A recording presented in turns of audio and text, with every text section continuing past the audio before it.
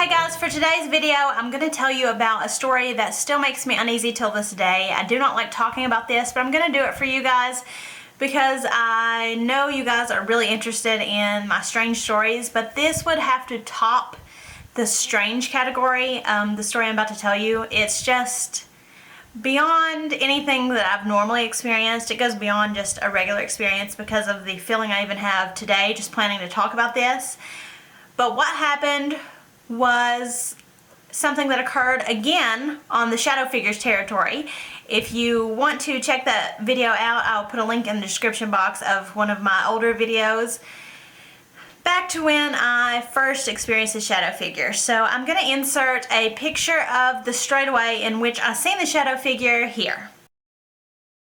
Okay, now that you've seen the straightaway in which I got chased by the shadow figure on, you kind of have an idea of where my paranormal journey started, because without that shadow figure I would have never started getting paranormal equipment or going out to investigate. So everything started for me here in this straightaway. We were going back to this location because it was a common reoccurrence for us to go back to this location for our training. We called this our training base because after we started getting our paranormal equipment, that's where we would go to practice and learn our investigative techniques. Mainly because that's where activity usually occurred. We almost always had something happen, whether it be paranormal or not. We always had an experience down there, and it was good to try to learn the debunking process and everything. So it was just the perfect place to return to because we knew something was there, and usually activity would happen one way or another. So during one of these investigations, we returned back to this location, and it was nearing dark. We were just going to walk through. Right now I wasn't going to get all the equipment out. I was just going to do my normal sweep of the area. I would walk through and catch the feelings I would get or see if I sensed anything or saw anything kind of without the equipment. That's what I always do before I actually investigate, is go through without any equipment and see what happens that way first. So I'm going to insert a picture of the creepy tree. It's what we all refer it to as. So we're going to insert a picture of the creepy tree here. Now that you know what the creepy tree looks like, this is where everything about this experience takes place. I was nearing this creepy tree, and it's kind of up on a hill, and I was just kind of looking around, kind of seeing everything, taking everything in, all the feelings, all the emotions. And as I looked up there, I started seeing this green glow near this tree. So my first instinct was to think that this was foxfire. That was something my dad had always taught me about, and it's local to our area. I'm not sure if any of you guys are aware of that, or if it's local to anyone else's area, if it's just something specific for our small little mountain area here. But anyway, foxfire is basically glowing bark. It's a bark that can actually protrude a green glow onto the tree or whatever it's against. So I thought I was seeing this foxfire, and I went to examine it closer.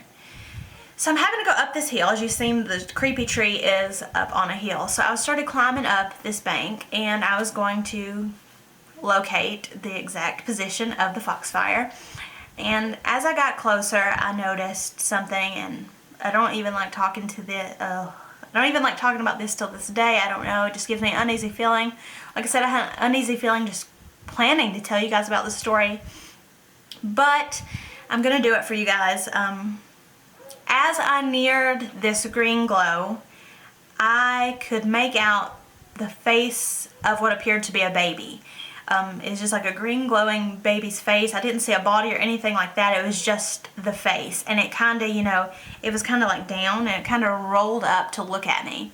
And by that point, I was so startled, I was falling back down the bank.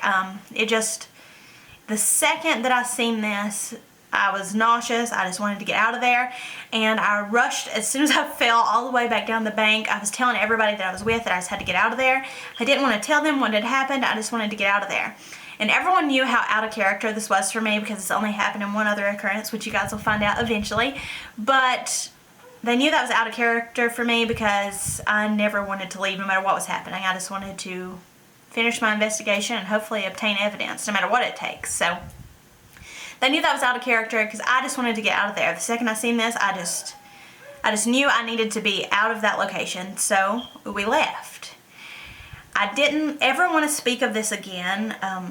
I didn't even fully tell everybody that I was with. The only person that truly knows this story is my mom. I did tell her later on, but I just didn't want to even talk about this. It was something I just wanted to keep to myself and hopefully rid it out of my memory, which never happened, of course. But it got to a point where things got so much more crazy and bizarre that this happened, because the very next day, without me talking to anyone, this is before I told my mom or anybody, I hadn't even spoke to anybody, because the next day I went to work and I came back home and I had my son, and to go to my home you had to pass this location where this had happened to me the night before to get to my home. So it was me and my son in the vehicle, and my son was in the back in his car seat, and he was really young at this point because this has been years ago. He was probably 2, if that. That's just probably overestimating, but he was able to say some words, you know, that you could understand. And we were passing this location. Nobody had said anything in front of him because I hadn't even been around him since this had happened. He had been asleep. So nobody had said anything, so it's not like he could have overheard this. But we were going by this location, and the second we get to the creepy tree, we're passing by it in the car, and my son in the rearview mirror is pointing, going, "Look, Mom, baby, baby, look, baby." And my heart sank. I was nauseous. I had to get out of there. We floored it out of there, and I couldn't believe it, because for one, even if he had overheard this conversation with somebody, which he didn't, I hadn't even talked to anybody about it, but if he had of, he would have never known that location. Like, he would have not known where I was talking about. So I don't know if he's seen the same baby that I did, but I'm assuming he did because it's in the same place. But the weird part is that upon further research, after this, it just worried me. You know, and I was always thinking about this baby for the longest time. And the Kirkland bushwhackers frequented this area. That's why it's supposedly haunted. We've came to the conclusion that we think it's because of the Kirkland bushwhackers. And the Kirkland bushwhackers did most of their killing right here in this little area. It used to be called Chestnut Cove. The whole area did, before the road was actually there. So during this time, it was in the 1800s, they just was murdering people left and right in this little area. And we came across the fact that they had kidnapped a baby during their time at this location, and they had kidnapped it in hopes of getting ransom from the family. And one night a search party came out looking for the baby. The baby's family was out looking for it, and they couldn't get it to stop crying. So supposedly they beheaded the baby and buried it somewhere in this area. So after finding out that, and after what all I experienced, and after what my son said, I was done. This story, like, ugh, I have chills right now. I don't know. I just don't like this occurrence, but I wanted to share it with you guys because it's so